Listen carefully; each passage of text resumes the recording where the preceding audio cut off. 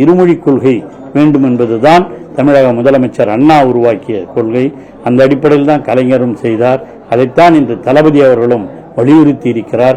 அமெரிக்காவிலே இருந்தாலும் அவர் இங்கே இந்த புதிய கல்விக் கொள்கை சொல்லியிருக்கிற இந்த மத்திய கல்விக் கொள்கையை ஏற்றுக்கொண்டால் தான் உங்களுக்கு நிதி என்று சொல்லுவதை கூட கண்டித்து தமிழக முதலமைச்சர் அவர்கள் அங்கே இருக்கிற கல்வி அமைச்சருக்கே நம்முடைய தமிழக முதலமைச்சர் அவர்கள் கடிதம் எழுதியிருக்கிறார். ஆகவே வருகிற காலங்களில் நிச்சயமாக இதையெல்லாம் புரிந்து கொண்டு ஒன்றிய அரசினுடைய கல்வித்துறை மாற வேண்டும் என்று வேண்டுகிறோம். அவர்கள் சொல்லி இருக்கிற அந்த கொள்கையிலே இருக்கிற நல்ல திட்டங்களை நாங்கள் ஏற்றுக்கொள்வோம். ஆனால் எங்களுக்கு புறம்பாக இருக்கிற எங்களுடைய வளர்ச்சிக்கு தடையாக இருக்கிற பல்வேறு நிகழ்வுகளை நாங்கள் ஏற்றுக்கொள்ள மாட்டோம். ஆகவே மாநில கல்விக் கொள்கை என்பதுதான் மிகச் சிறப்பாக இருக்க முடியும்.